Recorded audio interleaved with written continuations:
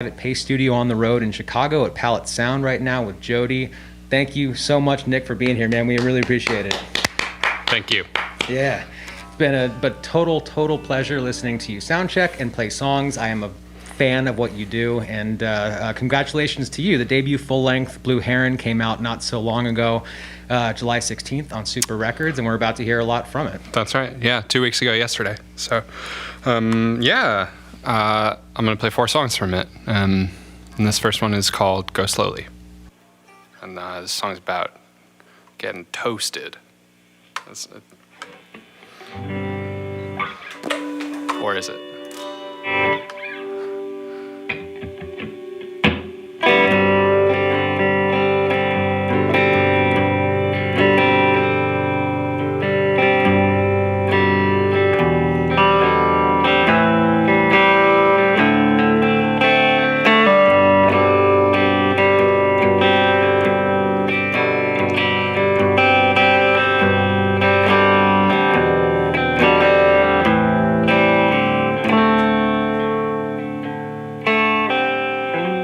Does this party stress you out? Can't stand talking about yourself. What have I been up to? Well, I can't recall. The other day I saw your picture on the wall.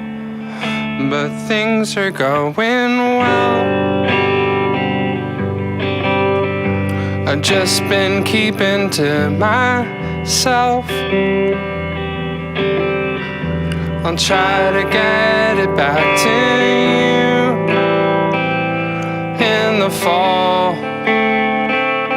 Got some words to write, just working through it all. So can we go slowly?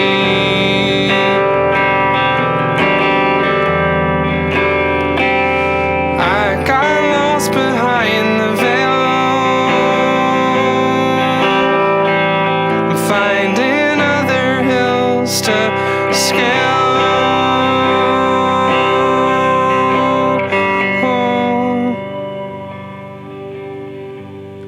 Yeah, everybody moves off the known to find a new workaround. But everyone's a salesman when you're down, so I keep it to myself and trace the county on the belt. 17 miles through the snow, counting up an apple core tucked into your cuff. Then you're holed up in the basement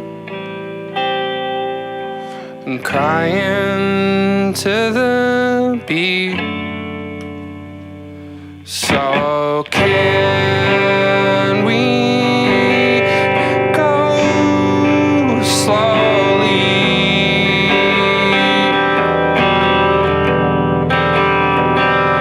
I got lost along the way. What was I supposed to say? Can we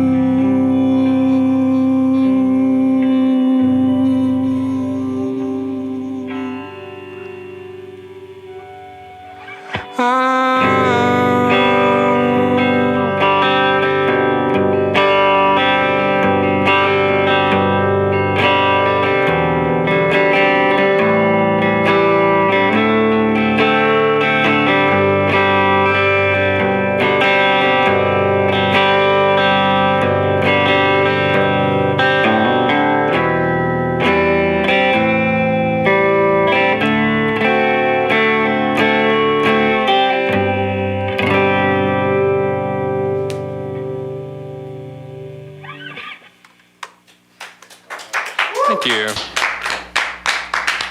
All right, thank you, Nick. Yeah, so Blue Heron came out on Super Records just a couple weeks ago. Super right. being a Chicago-based label. You have history in this room that we're at right now, Pallet Sounds. Sure. You relocated here relatively recently, a couple years ago. Can you talk a little bit about what the Chicago creative community has meant to you, how you fit into it, and how it has aided totally. you and supported you in your career?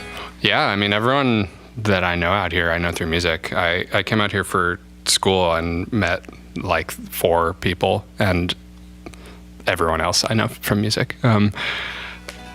So I felt, I don't know, I pretty much as soon as I came out here, I started playing with people like Seth, a band called Options, and other people, and just like doing guitar. Now I play pedal steel with some people, my friend Liz Moen. And You say you're going to be at that Raccoon Motel. I'm playing that's that public Raccoon. information, right? That's public. Yeah, playing that Raccoon Motel show on the 15th, I believe. Yeah, that sounds true. Yeah, I don't know. I've just always, there's so many incredible musicians in this city. There's such a incredible scene, and I'm thrilled to be a part of it. So yeah. Can you compare or contrast it to? I know you told me, but I can't remember. Where did Yeah. you come from before that? Yeah, I come from New Jersey. I come from Montclair, New Jersey. Can you contrast? What's his name? Christian McBride. You know that dude?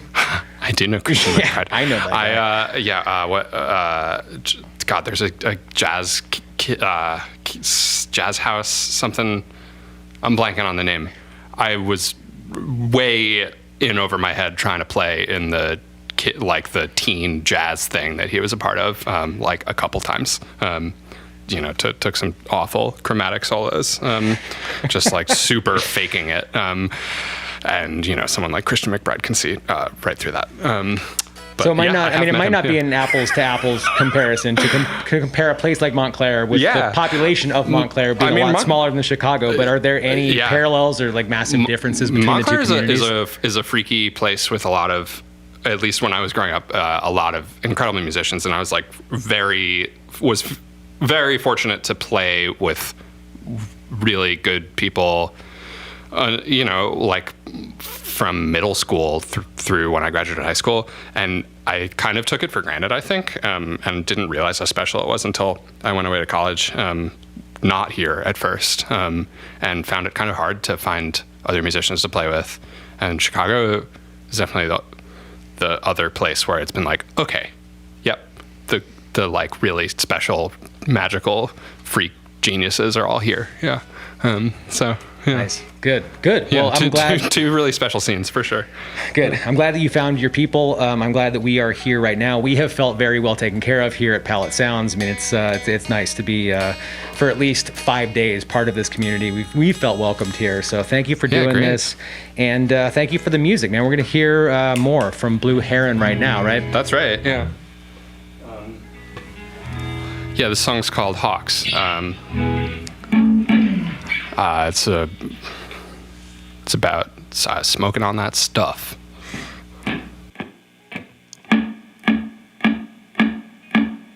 I hear the hawks coming down and I'm holding out hope, but what am I holding?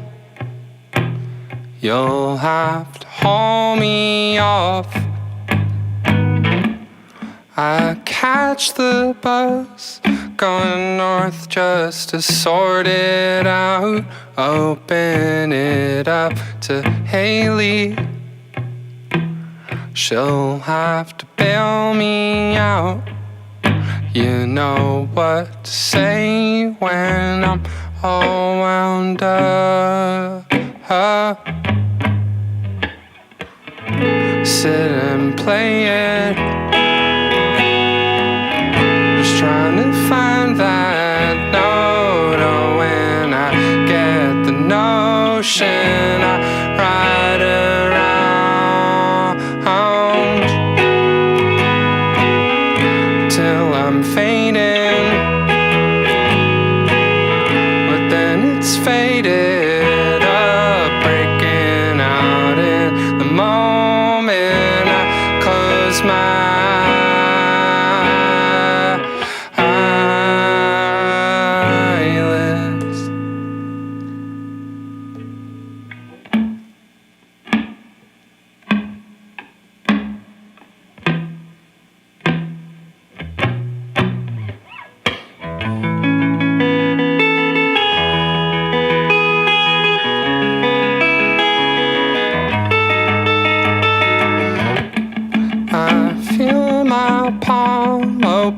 on now, so I hold it up over opening eyelids, ready to hand it down. Closed up the fence, so I climbed up, and over, just trying to find that note, feel my way through the fields full of overgrowth,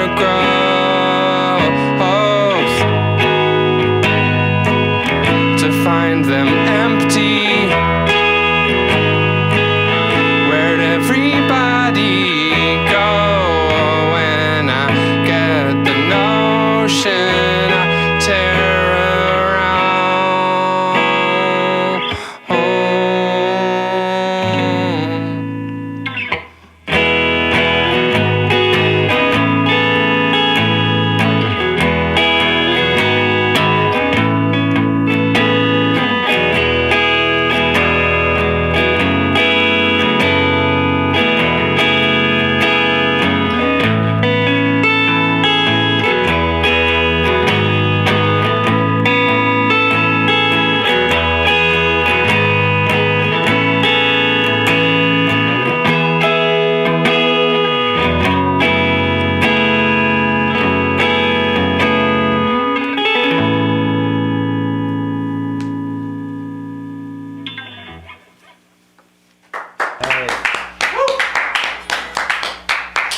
Nice. Thank you, Nick. So I would love to know more about Blue Heron. I have intentionally avoided the urge to Google it because I wanted to know more about it from you, and you're right here, right now. Straight from the bird's mouth, yeah. Yep, straight from the bird's mouth. There is a literal blue heron that had enough symbolic importance to you that you There's a couple of them, yeah. literally got it tattooed on your back. Yeah, so I was working on a song a day thing with my sister-in-law, Nandi, who plays as Halfwave, in a cabin in the Catskills in New York. And it's just, it's turns out to be, at least for me, it was a really tough thing to do. And I was kind of in the middle of the 7-day thing, just feeling like, what did I sign up for? Like, this is so crazy, and I'm totally torturing myself. And was just very deep in that kind of, sort of self-loathing. And, then I was, there's a pond where I was staying, and suddenly I noticed that there was this massive bird there, and was just like, oh my God. And I'd never seen one out there before, and, just felt very kind of pulled out of this spiral by it. And, kind of reminded of, I don't know, just these massive networks of other things going on, and that I was just my problems are so small, and I'm so small, and that is okay. So that was a really kind of powerful experience for me. And then I was, kicking that name around with some other ones, and then was down in Texas recording with Tommy Reed, and he spotted one, and he knew that, it was one of the last days we were finishing up the record, and he knew that this was one of the names that I was thinking about. So that kind of sold it for me. Yeah, it's just these chance visitations by this crazy dinosaur. Yeah, which really was so impactful that it is literally on your body right now in a very prominent place. Do you feel like showing? I mean, we don't have to do that. Are you comfortable doing it? Yeah. Nice. It's that is a very, very deep commitment to the power of that blue heron. Yeah. And then isn't there? I mean, I heard something about there's a frozen pond thing as well that had something to do with it, right? So I'm not talking to the mic right now. Hang on. Let me show you this. But there it is. Nice. Well, keep it off for a second. I'm going to do, stay exactly where you're at. Can you turn a little bit to your right? To your right. Yeah. Beautiful. Thank you. Sorry about that. So we were trying to turn the art around pretty fast. I got this tattoo in December. And we took the photo for the record in January. So, it was like 30 degrees out. So I hopped into this spot that Jordan, who took the photo, recommended, which is actually just up the road from here, Canal Origins Park, off of Ashland. It's like Ashland and like what would be like 24th or something like that. And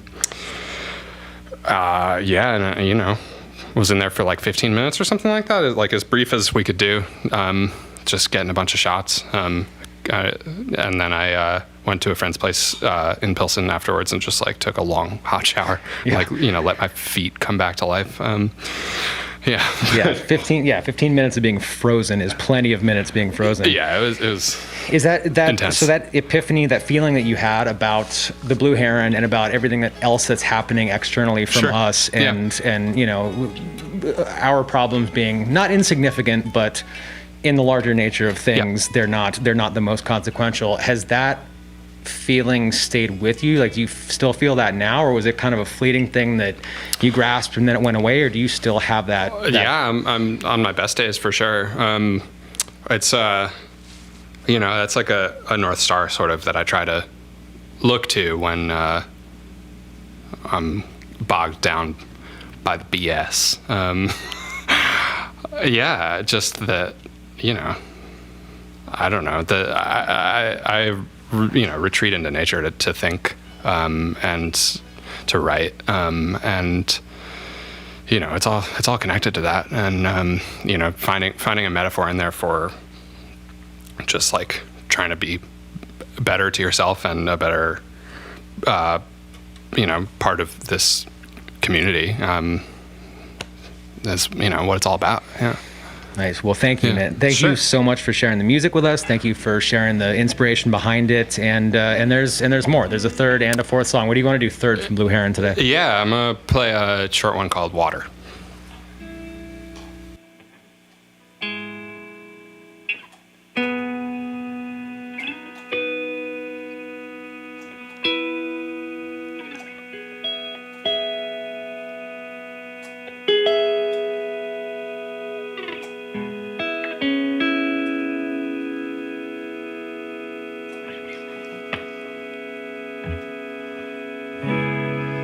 We swam and you splashed water on me. Now I see you in the creek, crashing over river rocks in streams, dripping out the faucet,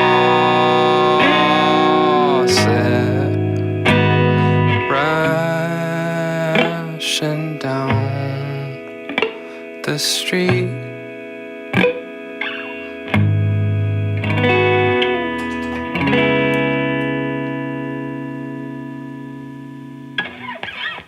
Thanks.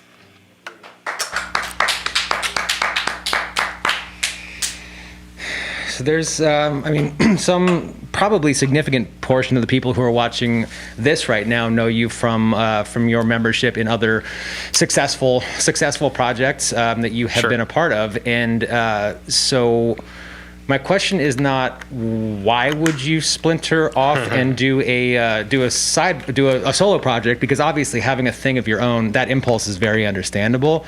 What I'm curious about is that what about the circumstances aligned, so the stars aligned for right now to be the right time for Jodi to be a project? Yeah.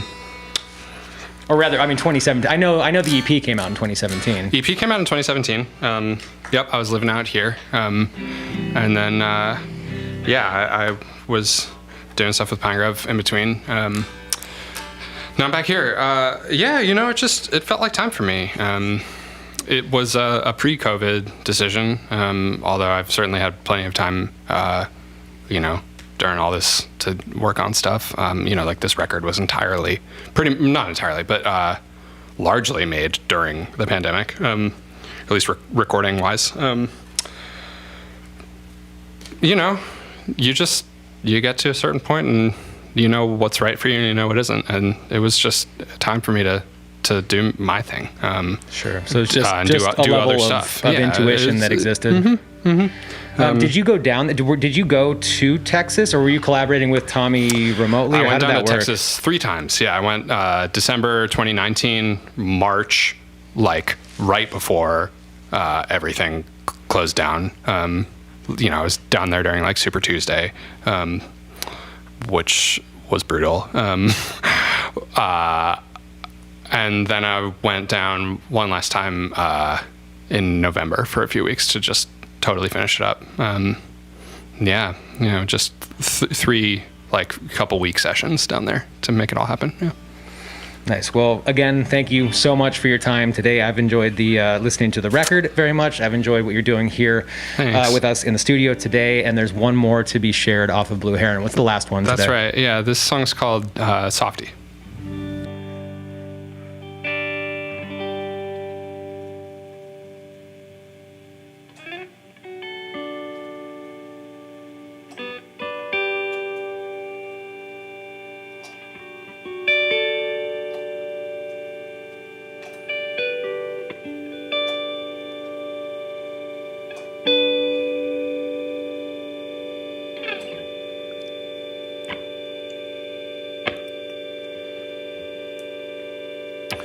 Don't let me down, softy, we've all pulled awful cards. You don't seem so powerful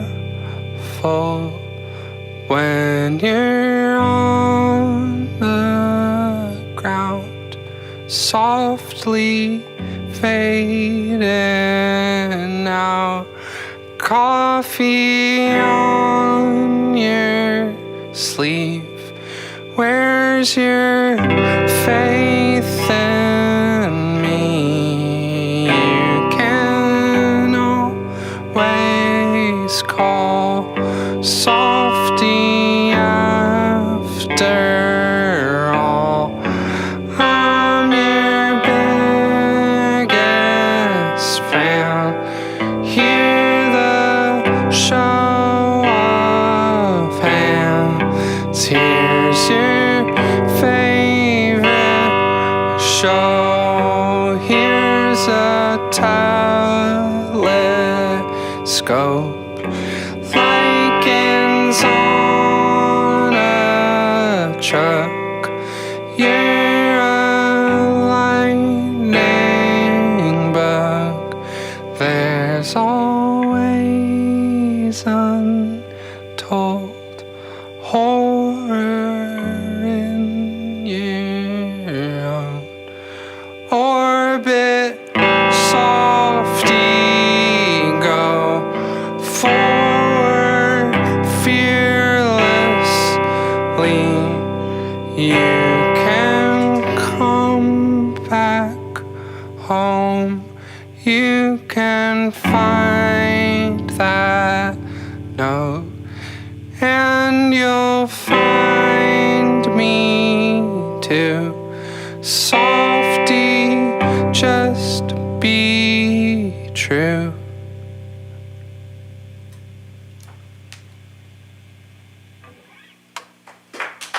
Thanks so much. Thank you. This has been outstanding. I would rather be no other place than here, Nick. Thank you so much for your time and for your music. We appreciate it, and best of continued luck on Blue Heron. Thank you for, I think that might have been a first to disrobe on during the stream and share something that is clearly so important and so profound to you that you've gotten it tattooed on your body. I can't stop taking my shirt off recently. Yeah. Well, thank you for doing it, and we'll see. I'm not sure when I'll see you next, but Sometime year soon, and a half. yeah. Yeah, we'll cross paths again. Thank you so much for doing this. Cool. Man. Thank you so much. All right.